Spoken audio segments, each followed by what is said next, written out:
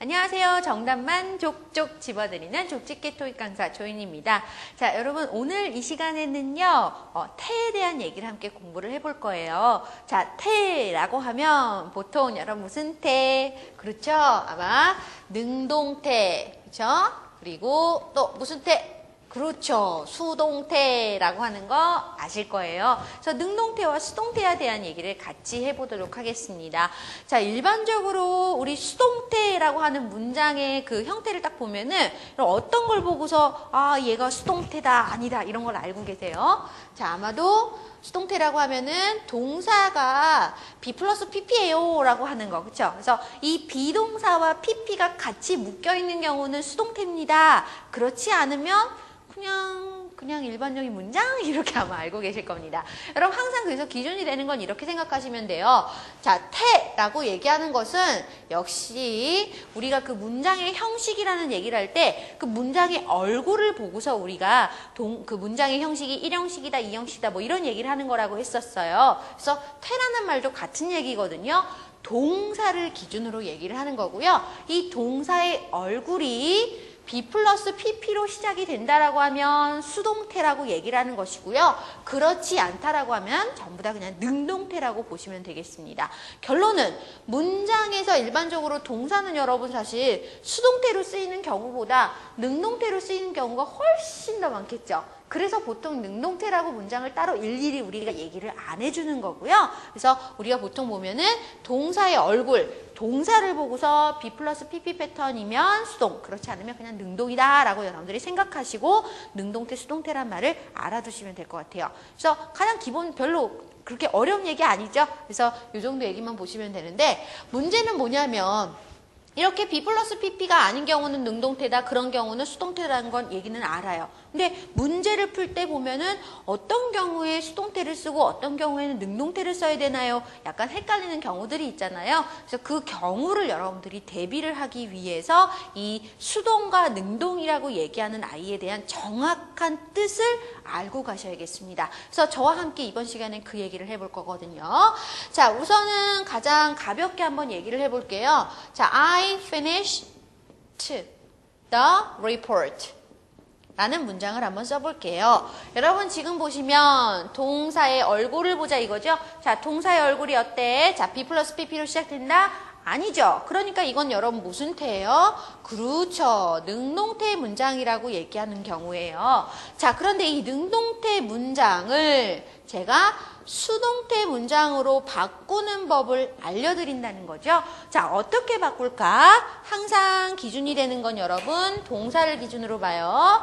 자, 우리 동사를 기준으로 봤을 때 뒤쪽이 지금 the report라고 얘기하는 명사 나와 있는 거 보이시죠? 일반적으로 동사 다음에 명사 나오면 이거 여러분 뭐라고 본다고 그랬더라? 그렇죠. 보통 타동사라고 보면 된다고 그랬었죠? 왜? 이 동사 다음에 나오는 명사를 목적어라고 판단하기 때문에 그렇다라고 얘기했었어요. 우리가 첫 시간에 여러분 제가 문장의 형식 얘기할 때 요 얘기 해드렸어요. 혹시라도 지금 갑자기 수동태만 능동태만 난 알고 싶어 라고 해서 들으시는 분들은 꼭 1강과 2강을 함께 듣고 오셔야지 이 얘기가 아마 이해가 되실 겁니다. 꼭 체크해 주세요. 자, 그래서 어쨌든 결론 목적어를 받는 아이기 때문에 얘는 타동사예요. 자, 그런데 이 능동태 문장을 수동태로 바꿀 때 첫 번째 단계가 바로 뭐냐면요. 이 목적어를 어디로 간다? 어디로 보낸다? 바로 주어 자리로 보낸다는 게 포인트가 돼요.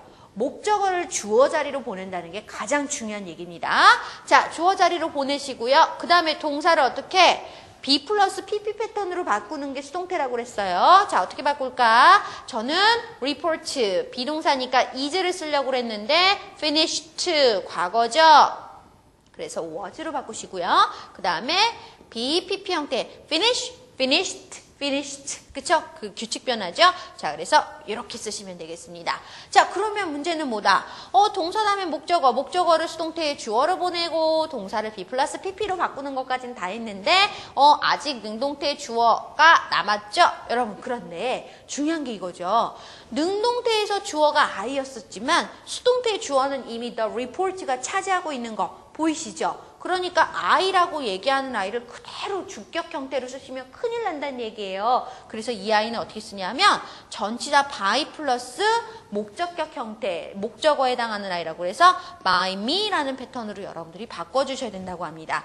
자, 그래서 이 전치사 by라고 하는 건 바로 뭐냐면 뭐뭐에 의해서라고 해서 행위의 주체를 나타내는 전치사라고 아마 여러분들이 배우게 되실 거예요. 미리 알아두세요. 전치사 by의 가장 또 중요한 역할 중에 하나이기 때문에 이것도 알아두시는 게 좋을 것 같아요. 자, 그래서 이것이 바로 무엇이다? 능동태를 수동태로 바꾸는 것이다. 첫 번째는 어떻게 간다? 능동태의 목적어를 수동태의 주어로 변신, 그러니까 옮기시고, 두 번째 동사를 be 플러스 pp로 바꾼 후에 능동태의 주어를 by 플러스 명사 패턴으로 바꾸는 것이 바로 수동태를 만드는 3단계예요. 자, 굉장히 간단하죠? 자, 그런데 여기까지는 다들 사실 알고 계시는 분들이 훨씬 더 많으실 거예요. 근데 여기에서 굉장히 중요한 수동태의 두 가지 원칙을 뽑아낼 수가 있거든요. 여러분 혹시 알고 계신가요? 자, 그래서 그 얘기를 해드릴 거예요. 자, 수동태의 굉장히 중요한 두 가지 원칙. 첫 번째가 바로 무엇이냐면, 자, 문장 안에서 여러분 지금 보시면 능동태에서 수동태를 변신시킬 때 가장 중요한 첫 번째 단계가 이거였죠. 목적어를 수동태 주어로 보낸다. 즉, 목적어를 받을 수 있는 동사가 아까 누구라고 그랬더라? 타동사라고 말씀드렸어요. 여러분 그러면 자동사는 원래 목적어를 받나요? 안 받나요? 원래는 못 받는다고 말씀드렸죠. 그럼 자동사는 여러분 목적어를 못 받아요. 그럼 이 목적어를 못 받는 자동사는 수동태가 될 수 있을까요? 없을까요? 그쵸? 목적어가 수동태의 주어로 갈 수 있어야 된다고 그랬는데 목적어 자체를 못 받는다고 한다면 자동사는 수동태가 될 수 있겠다 없겠다? 원칙적으로는 불가능해요. 왜 그런지 아시겠죠? 이제 목적어가 수동태의 주어로 가야 되는데 목적어를 못 받으니까요. 자, 이 얘기 정확하게 기억하세요. 첫 번째, 자동사는 수동태가 될 수 없습니다. 자, 그럼 타동사가 수동태가 될 수 있다는 얘기예요. 자, 타동사의 수동 형태가 바로 be 플러스 pp인데 여러분 타동사는 원래 목적어라는 녀석을 받아야 돼요. 그쵸? 자, 그럼 be 플러스 pp라고 얘기하는 이 동사 다음 자리에 목적어에 해당하는 명사가 들이댈 수 있다 없다? 자, 여러분 뭐 본다. 다시 능동태, 수동태 문장 한번 볼게요. 목적어를 수동태의 주어로 썼죠. 그 다음에 be 플러스 pp 썼죠. 남는 목적어 이제 있다 없다? 없는 거 보이시죠? 자, 그래서 뭐 썼어요? 주어에 해당하는 I를 by 플러스 명사로 바꿨잖아요. 즉, be 플러스 pp라고 하는 타동사의 수동 형태 다음에는 목적어에 해당하는 명사를 바로 들이댈 수가 있다 없다? 없다라는 게 포인트가 되는 거죠. 자, 그래서 이게 바로 뭐다? 수동태의 큰 두 가지 원칙이에요. 그러니까 첫 번째, 자동사는 수동태가 될 수 없고 be 플러스 pp 패턴 다음 자리에는 목적어에 해당하는 명사가 바로 들이댈 수 없다라는 거구나. 근데 이게 그렇게 중요한 얘기인가요? 중요하죠. 우리가 동사를 만들 때 동사의 태를 물어보는 문제가 만약에 있다면 능동태, 수동태 문장이 있다면은 뭘 보란 얘기죠, 여러분?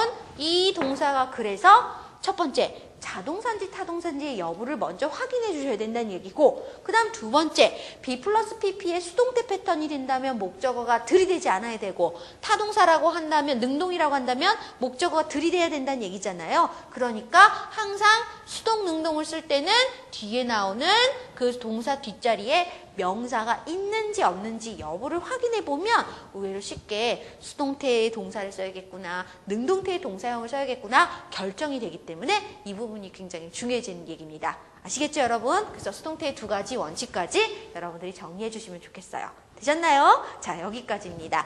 자, 그런데 이게 굉장히 중요한 얘기라고 말씀을 드렸는데 여기가 사실은 그 토익 문제를 풀 때는 사실 이 두 가지 얘기만 알고 있으셔도 상관없어요. 근데 가끔 가다 보면은 여기다 덧붙여서 한 가지 얘기를 더 알고 있어야 되는 경우가 있어요. 뭐냐면 우리 왜 뭐 능동태다 수동태다라고 얘기하는 거는 알았어요. 그냥 동사의 얼굴인데 이런 식으로 시작되면 능동태고 그렇지 않고 be 플러스 pp로 시작되면 수동태야. 알았단 말이에요, 여러분. 그런데 어떤 경우에는요, 그냥 보고서 무슨 동사와 관계가 무슨 능동이니까, 수동이니까, 뭘 능동형을 써야 되고, 수동형을 써야 되고, 뭐 이런 얘기가 나와요. 그러면 문장에서 봤을 때 능동과 수동이라고 얘기하는 아이는 어떻게 따져서 보는 거예요? 아마 제가 이렇게 물어보면 대부분의 학생들이 이렇게 대답하시더라고요.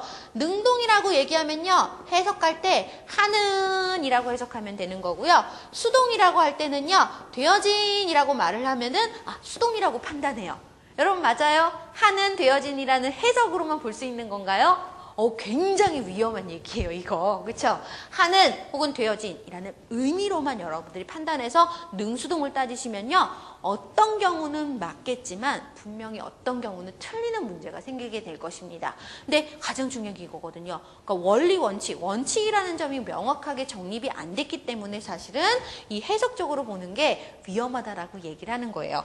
그럼 해석을 꼭 해야 된다는 얘기, 그러니까 해석적으로 보란 얘기야, 말란 얘기예요. 결론적으로는 보지 마시라고 얘기하는 거예요. 그러면 나름대로 흔들리지 않는, 어떤 경우엔 맞고 어떤 경우엔 틀리는 이런 흔들리는 해석적인 경우 말고요, 여러분. 흔들리지 않는 원리, 원칙에 해당하는 아이는 어떤 것일까? 바로 능수동을 따진다는 얘기는 이렇게 보시는 게 더 정확하다고 얘기해요. 바로 주어, 동사의 관계를 얘기한다고 보시면 되겠습니다. 자, 우리 아까 전에 여러분 I finished the report 얘기했던 거, 그쵸? 자, 문장 다시 한번 적어드릴게요. 자, 이 문장을 볼게요. 자, 이 문장은 여러분 능동태라고 말씀을 드렸어요. 자, 그러면 당연히 동사를 보고서도 능동이다라고 하는 걸 알 수 있었겠지만 뭐를 본다? 주어와 동사의 관계를 보면 된다는 얘기예요. 자, 주어가 동작을 스스로 능히 할 수 있다면 능할 능자를 써서 능동관계라고 얘기하게 되는 것이고요. 자, 그럼 볼까요? I, 주어가 나는 finished, 끝냈어요. 할 수 있어요, 없어요, 여러분? 할 수 있죠? 주어가 동작을 스스로 할 수 있으니까 이게 바로 능동태 문장이 된 거예요. 그쵸? 이게 바로 능동관계고요. 자, 그러면 아까 우리 이렇게 된 문장을 볼까요? The report was finished by me 라고 얘기하는 문장을 보시면, 자, the report가 어쨌든 동사 앞자리였으니까 주어 자리란 말이죠. 자, 주어 동사의 관계 보세요. 자, report가 finished, 끝낼 수 있어요, 없어요? 스스로? 보고서가 끝냈다 라고 얘기할 수는 없잖아요. 그쵸?